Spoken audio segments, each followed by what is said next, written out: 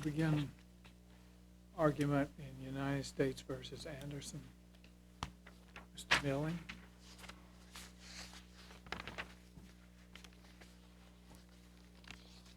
Your Honors, may it please the Court, my name is Jonathan Milling and I represent Dorothy Anderson in this appeal taken from the District Court here in South Carolina. Your Honors, this is a case that is essentially about the breadth of the conduct of Ms. Anderson and the appropriate sentence for that criminal conduct. Ms. Anderson went to trial in February of last year on 19 counts of submitting false income tax returns or false claims to the United States government, 1 count of embezzlement of government funds, and 1 count of aggravated identity theft, fraud. She was convicted of 18 of those 19 counts of submitting false claims to the government, and also of the other 2 counts, the embezzlement and the aggravated identity theft. Your Honors, the first claim that Ms. Anderson raises in this appeal is whether or not there was sufficient evidence to establish her guilt or her conviction on 4 of those counts of submitting false claims to the United States government. Now, the government, during the trial of this case, submitted testimony of 15 of the 19 individuals who are alleged to have been victims or have their personal identifiers utilized in the submission of the false income tax returns. They did not, however, submit any testimony, evidence, or other information regarding the falsity of counts 3, 9, 15, or 19. There is, in fact, Your Honor, is a complete absence of any evidence or proof that with respect to those 4 counts, Ms. Anderson didn't do it properly, didn't have the authority, that those returns did not contain accurate information. Based upon that, Your Honors, I would submit that there is an absence of evidence from which a reasonable jury could or should have found her guilty on those 4 counts. Now, does it have an impact, those 4 counts by and of itself, on the sentencing of this case? It does not, but if we look at what impact 4 counts of conviction would have upon an individual, right off the bat, Well, let me just, it seems to me you're arguing that the government, in carrying its burden, has to submit evidence in a specific form. You know, I'm not submitting or suggesting that they have to submit a specific form, but I think that they've got to have some sort of evidence to establish that these claims were false. There were tax returns underlying the 4 counts. Well, there were tax returns, and those tax returns were in fact submitted, Your Honor, but there was no evidence that those returns contained false information on them. The tax returns were very much like those in the counts for which specific witnesses testified as to falsity, and they identified the Anderson Tax Service as the preparer, and then they had the tax identification number on them, and they had the inclusion of the routing number. So if you had those pieces of evidence now, there's nothing that says the government can't submit circumstantial evidence. It doesn't have to actually have a specific witness. It can submit circumstantial evidence, and if you don't take the stand and rebut that evidence, you have a risk that the jury's going to find the government carried its burden. Well, and I think that there's always a risk when the defendant doesn't take the stand as to whether or not that they could have benefited from that in rebutting some of the evidence. But our position in this argument, if you will, is that the government failed to establish that the names or the Social Security numbers were not submitted without the authority of the individual, tax individual. That the addresses of dependents somehow contain false information. There are really 4 different. Did you put on evidence to that effect? Did I? If they were submitted with the that they were accurate tax returns, that they were filed and processed in an honest way? Well, Your Honor, I wasn't trial counsel. I was only appointed for the appeal, but there's no evidence in the record that trial counsel did submit any evidence of that kind. There was one witness. Wouldn't that have been a good idea?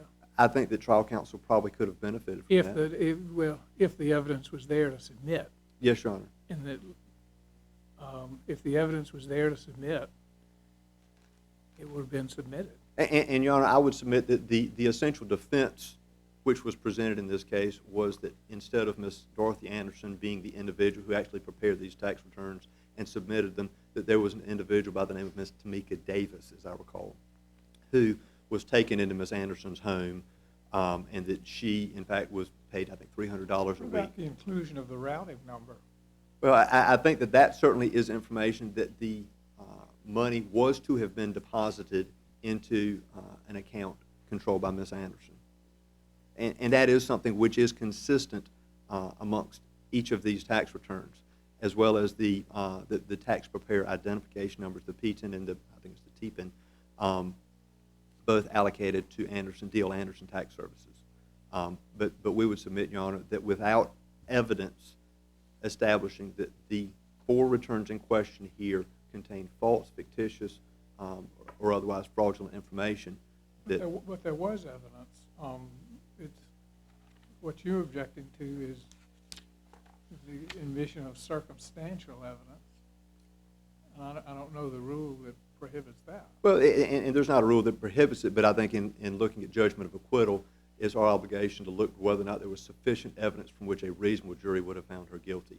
But don't you think that given the difficulty of mounting a sufficiency challenge when we draw inferences in favor of the government, that's probably not as good a compelling an argument as your sentencing argument?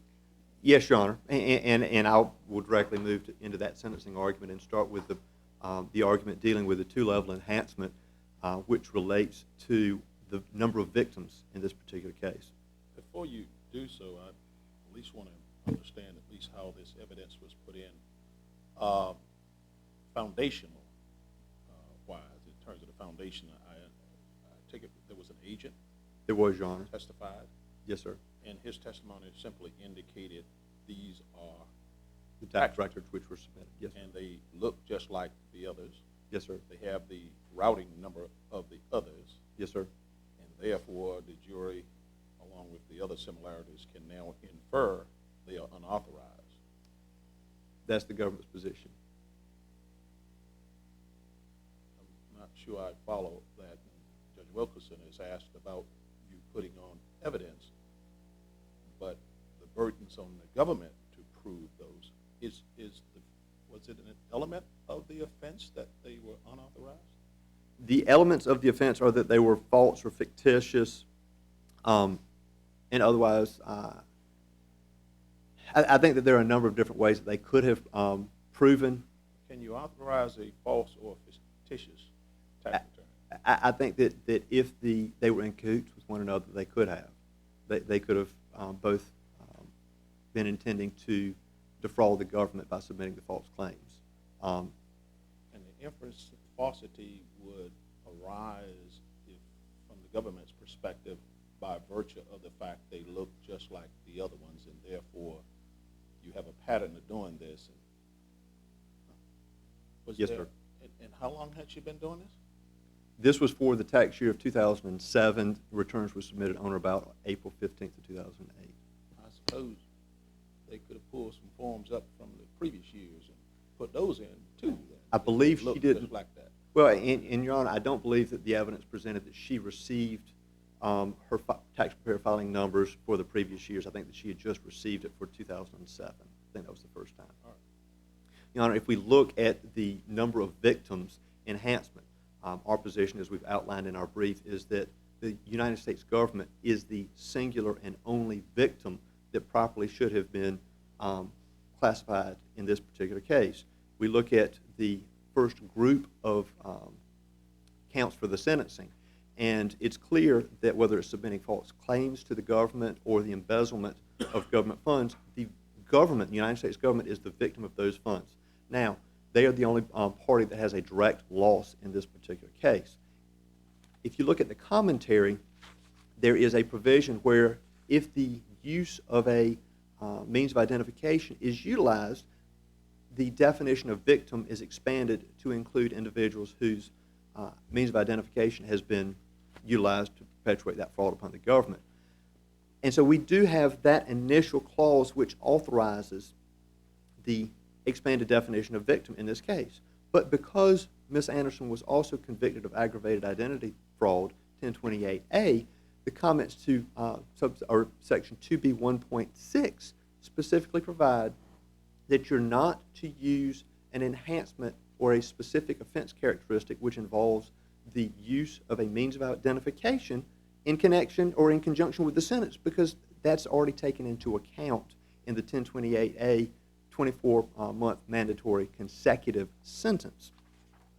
The Fourth Circuit does not have any cases specifically addressing this. The question I have is that 2B1.6 referred to, it says do not apply 2B1.1 B11C. And as I understand it, the provision that was applied was 2B1.1 B2A. Yes, sir. And I'm not sure that 2B1.6 includes a prohibition against the application of 2B1.1 B2A. Well, and Your Honor, I would just respond generally that Those are very different provisions. they are very different provisions, but I don't believe that the comments to 2B1.6 have any specific restriction or prohibition as to how, under 2B1.1, it's to be applied. Now, certainly, the use of What I was asking you is if there's a specific prohibition against the application of 2B1.1 B11C, and there's no specific prohibition against 2B1.1 B2A, then why was it erroneous for the district court to apply the latter provision, which speaks to the number of victims? The provision you were talking about spoke to the nature of the crime, and that's where the danger of double counting was. The danger of double counting wasn't with respect to the number of victims. The danger of double counting was with respect to the aggravated nature of the crime, wasn't it? Well, and the way that this crime was perpetuated, and again, this is where the guidelines get into the specific offense characteristics, and I see that I'm out of time. If I could just briefly respond to You reserved a whole lot of time for rebuttal, but go ahead. Yes, sir. Well, and if that's your wishes, I'll just respond to the government's argument in that regard. That's fine. So, thank you, Your Honor. Ms. Schoen, I'm happy to hear from you. Your Honor, my name is Jamie Shane, and I'm here for the government in United States v. Dorothy Anderson. As Your Honors pointed out, the resolution of the jury's resolution of all the evidence that conflicts and credibility determinations must be given deference. And as this court mentioned earlier, the convictions on counts 4 were supported by circumstantial evidence. This court has already ruled that a jury's verdict may rely entirely on circumstantial evidence and still be sufficient. In this case, count 4 was supported by substantial circumstantial evidence, as noted by Judge Wynn's point. He said that, yeah, you can rely on circumstantial evidence. It just wasn't enough here. The evidence here demonstrated a pattern. As Your Honors pointed out, the PTIN, the tax preparers, the bank routing number were all the same. The jury did hear evidence that this was the first time Ms. Anderson had ever filed as a tax preparer, and there was no evidence before the jury that Ms. Anderson... Other tax returns reference these 4. Yes. Well, the tax returns were submitted for the same bank account number as 5, 11, 12, 13, 14, and 16, those counts. But my question is more, are the tax returns separate filings, or were they all submitted They're separate filings. as one? So you're separate, and each one is a separate offense. Yes. And to prove this separate offense, you show that another offense has occurred, and then there's another action that occurred, a document, and it looks like the first one. But there's no testimony, as you had in all of the others, that it was unauthorized. No testimony that anything on these particular 4 were in fact false. I believe the jury could rely on the fact Sure that it the could. pattern. You've got a burden to prove first, and the burden is to establish the elements that this is false. And to infer falsity, you need some evidence that those 4 are in fact false. Let me ask the question. Could they have been correct? What says they weren't correct? Well, there's 2 things. First, the tax refunds went to Dorothy Anderson Ministries, a completely different illegal? business. No, it's not, but she did have a. Falsity? No, Your Honor. Second, What the else you fact. have there? The fact would be that Tamika Davis, the defense was that another woman had prepared these taxes. The defense wasn't that they were not false. It was that basically the dog ate my homework. Well, the jury found there was no Where dog. did that evidence come from? That the dog ate my homework? That evidence came through the first investigator that testified, and it was Is that your based witness? on, yes. That's not the defense witness. Oh, I'm sorry. It came through 2 witnesses. It came through the investigator, and second through the daughter of the woman, through the daughter of the defendant. So, by both sides, evidence about Tamika Davis. That was shows given. the falsity of her working for her. But how does that establish the falsity of those 4 tax returns? I believe the jury could find that the pattern, that the rest of the tax returns were supported by witnesses' testimony. That nothing. I mean, there was besides the I name. understand that, but I want to make sure, one last thing, I want to make sure I understand this. So, anything that looked like those first ones could be introduced, and you could infer guilt. In fact, you only need to put on 1 witness to the first one, right? Just do 1, and then do 100 more that look like it, and go home. Why did you waste time? I think it would be difficult to show a pattern through one person, and I'm not sure where the line. What do you mean? So you needed the testimony to do the first one? I think that the testimony of the other witnesses, of the 14 other witnesses that said these were filed in my name, I do not know this woman or They the. established theirs. They established those. I'm trying to understand to prove the first one, did you need that witness? To prove the falsity, yes.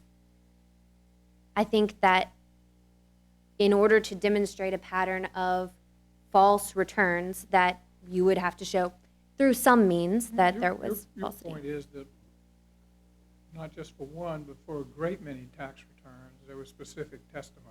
Yes, And then the remaining 3 or 4 counts were strikingly similar yes. in unique details to the counts for which specific testimony was introduced, and that this was circumstantial evidence upon which the jury could rely. Yes, Your Honor. And Judge Wynn's hypothetical, it's a good one, but it's a bit different from what happened here. And I agree with him that if we were presented with that case, it would be troubling. Yes, Your Honor. And you wouldn't put on that kind of case. But my point goes more to establishing the element of falsity and how it's done here, and to simply say something is a scheme because you're proving a bunch of things happen, and then you bring something else that looks like it.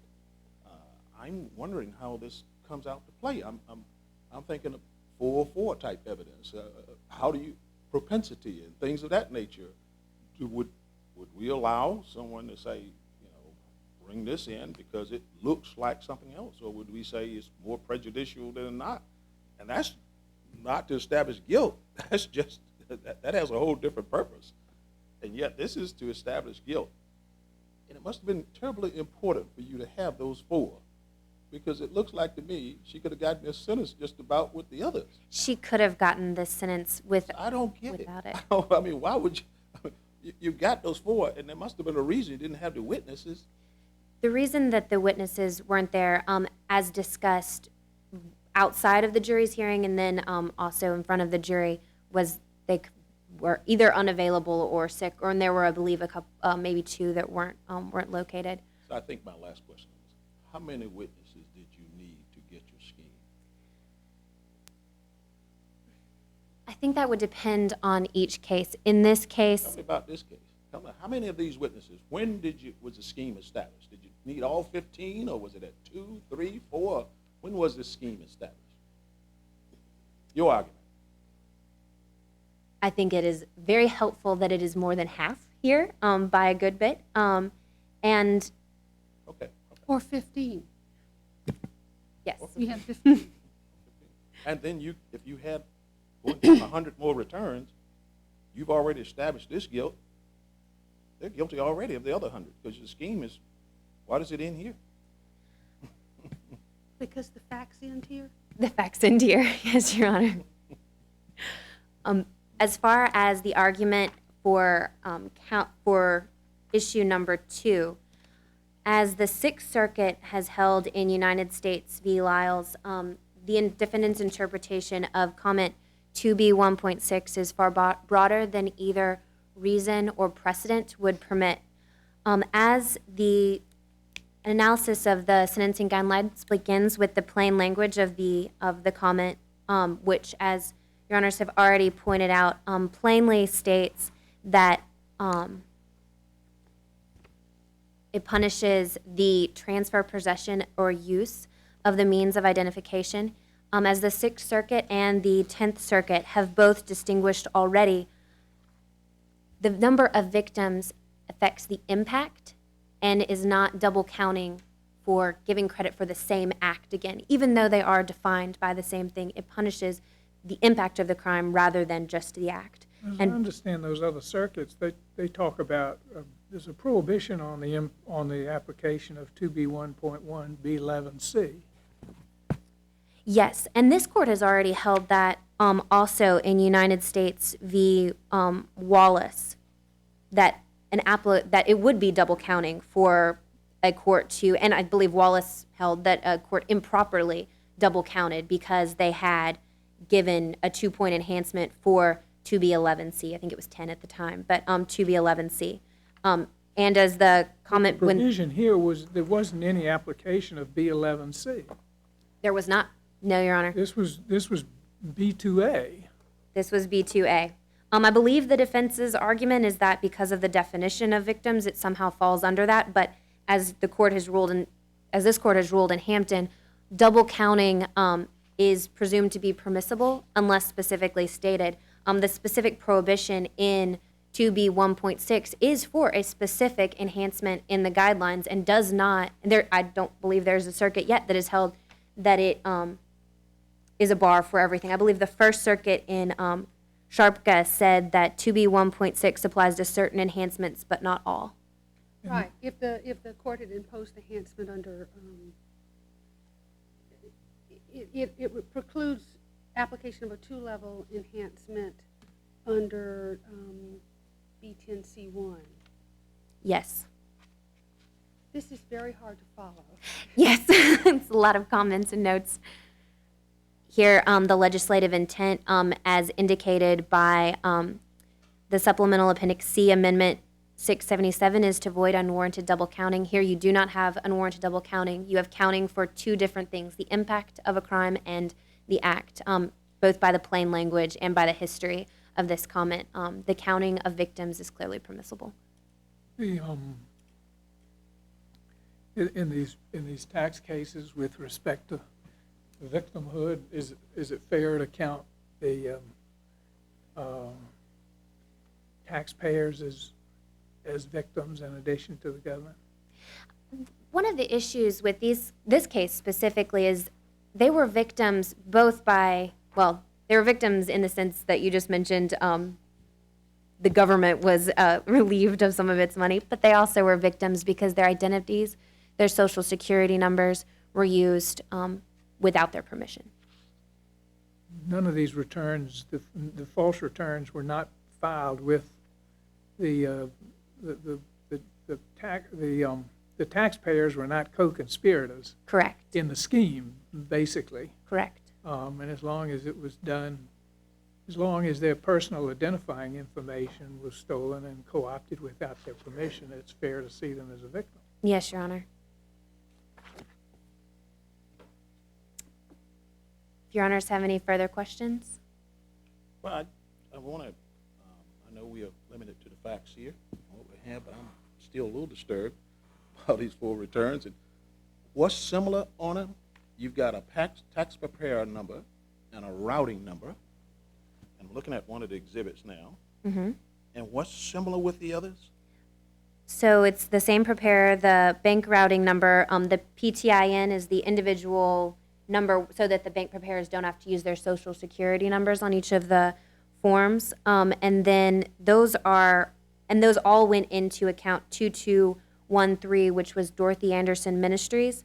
And that bank routing number, 2213, and all the rest of the information is identical to counts 5, 11, 12, 13, 14, and 16. And the jury did hear testimony on each of those that the person did not, on each of the ones I just named, outside of those 4, that they were false in the sense that they weren't allowed to, they were not, the information on them was false and they were filed without permission. And additionally, some of those people were even prisoners who had been in prison. Specific testimony with respect to those other returns in the form of taxpayer testimony or expert testimony, or what was which? Or Both taxpayer testimony, and then the investigator testified generally. When you said the information is false, you mean the routing number is false? No, the routing number is Dorothy Anderson. I mean, it's Dorothy Anderson's routing number. What I'm asking is on the 4, is there anything on those forms that in and of themselves indicate is false based upon that? I mean, is there something here that is false? I can understand a scheme if Right. you're telling me it's going to a routing number that's false, Mm-hmm. and you've used that routing number on every other one there, Mm-hmm. or the tax preparer had something is false there in terms of how it was done, and it's false on every one. But I'm asking on these 4, is there anything on these 4, if you just had that and nothing else, that would indicate it's false? The jury did not hear evidence that anything on those forms, specifically the supporting information, the income or the number of dependents, was false. They did not hear testimony of that. Because nothing has been, no evidence has been shown that anything on these 4 is in fact false, because there's nothing per se false on those forms. No, it's entirely, that portion is entirely circumstantial evidence. That the others were false, and it is part of the scheme. So it's not the proof of the false information, because I'm thinking in terms of general schemes, you're actually talking about the act itself. So the act that is, if this is false, based upon something else that looks like it is false too, what makes this false happens to be the fact that somebody didn't authorize it or didn't get it, right? But that somebody didn't testify. They didn't get it, or the information on it is false. Either one. All right, I'm gonna probably not be able to be persuaded on this, but I'll let you go ahead. I think maybe I'm unclear too. I thought that the claims were false, not because of that the routing number was false, the bank account was false, etc., but because the identities were stolen, and that they were falsely attributed to the people in question. Yes, not Your Honor. not the bank routing number, the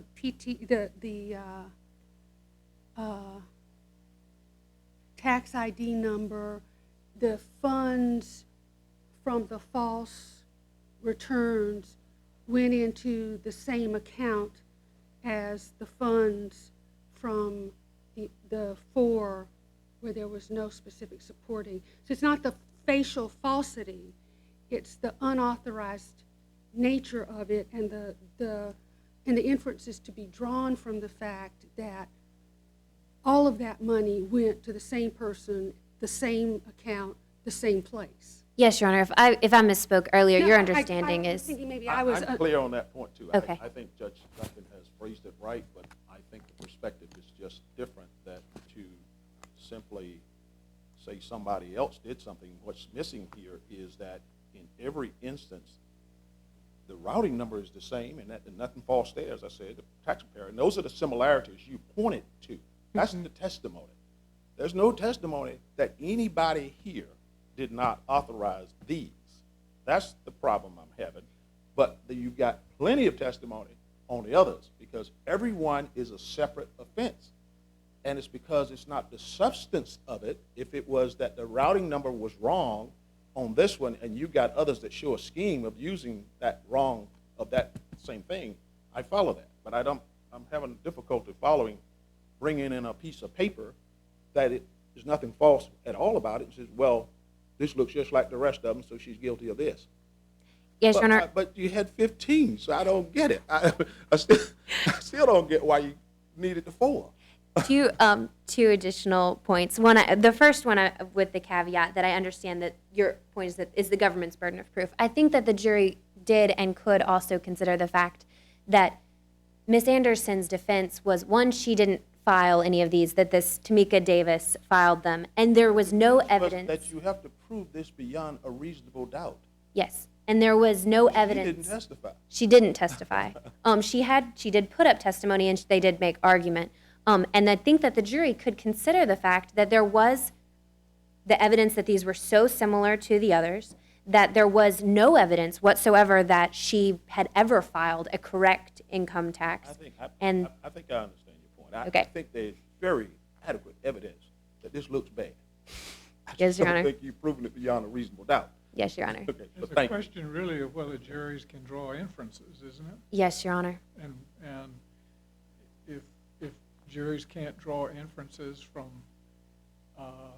this similarity of what was done here and what was done in the returns for which specific testimony was introduced, we're kind of in a bad way. Yes, I Your don't Honor. disagree with that, but I do believe an inference must be based on something other than another inference on top of an inference. And that's kind of what you got here. We could reach that conclusion in every case, that why don't we just go ahead and convict him because it looks just like the same thing you did here. This is just a piece of paper for which all you needed was a witness to take the stand and says I didn't authorize it. It's not an inference, though. It's established. The 15 other cases aren't. It's not inferential. Those are actually. Those are clearly established by Those- direct testimony. Yes, Right. Your Honor. And I don't disagree that those 15 have that established. What I disagree with is it's not established that anybody says anything is wrong on those 4. That's not established. You're going to have to go and reach somewhere to get that. You're going to have to infer that, in fact, someone didn't authorize it, infer that it looks like something else, and a whole bunch of inferences. It's going to have to come to get there. It's a dangerous thing. I think it has tremendous implications for other cases. If you can do this, then it has tremendous implications. Thank Anyway. you. Thank you, Your Honors.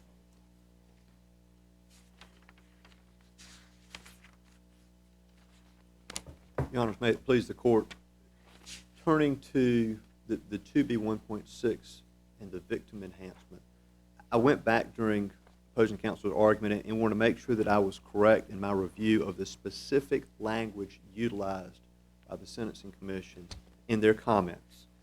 In comment 2 to 2B1.6, says, if a sentence under this guideline is imposed in conjunction with a sentence for an underlying offense, which is what we've got here, do not apply any specific offense characteristic for the transfer, possession, or use of a means of identification when determining the sentence for the underlying offense. I think it's important that we look at that specific language used by the Sentencing Commission. They didn't say don't use in 2B1.1 the 11 enhancement. They said don't use any enhancement which involves the use, possession, or transfer of a means of identification. And I think it's important to go back. What about the other circuits on this point? Well, and Your Honor, admittedly, I have not had a chance to completely think through that, because those cases were the supplementations of authority, which I had an opportunity to look at yesterday. You have a number of other circuits against you. Well, I've got the 6th and the 10th Circuit, which in a footnote in the 10th Circuit in the Mantow case, they say you don't use it this way. The Lyles case. No, I don't see the double counting problem here because the double counting problem is with a specific offense characteristic that goes to the essence or the nature of the crime. And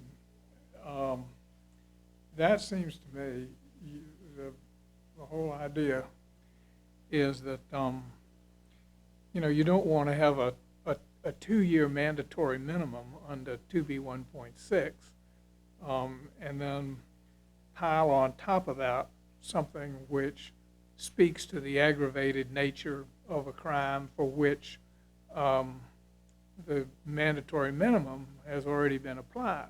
Yes, sir. And so that makes perfect sense to me. But then when you talk about the number of victims, I can't see where that's been counted before. And it makes a difference to me, because that's the logic of it, as far as I can see, is that the number of victims swings free and clear from the nature of the offense and the desire not to have a specific offense characteristic on the nature of the offense. But and I think this is what motivated the other circuits and the Sentencing Commission when it specifically targets 2B1.1B11C. And the omission of 2B1.1B2A, we have to attribute some significance to that. Well, and Your Honor, I would just respectfully submit that when we look at the specific facts involved in this case, we cannot escape how everything is intertwined. The submission of the false income tax returns, that's not what drives the 1028A, because that is not one of the underlying felony offenses that can give rise to a 1028A. It's the embezzlement charge in this case that gives rise to the 1028A. Well, I've indicated some skepticism about your argument in terms of the plain language of the guidelines, but in addition, we would be creating a circuit split. And normally in cases like, and there's certain areas of federal law where all things being equal, I don't think they are equal here in view of plain language, but all things being equal, you want to avoid a circuit split. Well, and Your Honor, I don't know that I would necessarily see it as a true circuit split. Certainly, the Fourth Circuit will be taking a position different from that which the 10th Circuit and the 6th Circuit have taken in their respective cases. Well, why wouldn't that be a circuit split? Well, because I think that when you're looking at something like this, dealing with specific offense characteristics, you've got to look at the specific facts of each and every underlying case to determine whether or not, in this case, in Ms. Anderson's case, the application of the additional victim enhancement was appropriate, because what she did in her criminal conduct was already covered. The means of identification aspect was already covered by her 1028A. Well, wouldn't the 2B1.6 2-year minimum, mandatory minimum, she received that? Yes, sir. And wouldn't that have been applied whether there was one victim or 2 victims or 3? I mean, here there are 19, but the 2-year mandatory minimum would have applied had there only been 3. And given that, it seems to me that an enhancement for the number of victims is not double counting at all. because the 2-year mandatory minimum, which is the single counting, applied irrespective of the number of victims. I certainly see and appreciate your reasoning in that regard, Your Honor. I would just submit, looking at a plain reading of the commentary to 2B1.6, that there is no specific prohibition or limitation to. But there's no, I mean, both as a matter of logic and circuit precedent and plain, I mean, other circuits and plain language and everything. I just don't, I don't think that your argument holds up. Yes, sir, Your Honor. Is there anything further? Your Honor, I would just submit, and I would rest on my brief on the other two. Is the Allen case or a lien case to argue before the Supreme Court in January? We don't have an opinion on that. I think that could have an impact, but I would just respectfully submit that we would request that Ms. Anderson's sentence be vacated and remanded for resentence. Well, Thank you, Your Honor. I see that you're court appointed, and I certainly do want to thank you. I think you've done a commendable job. We appreciate it, and I'd like to come down and greet counsel and move into our next case.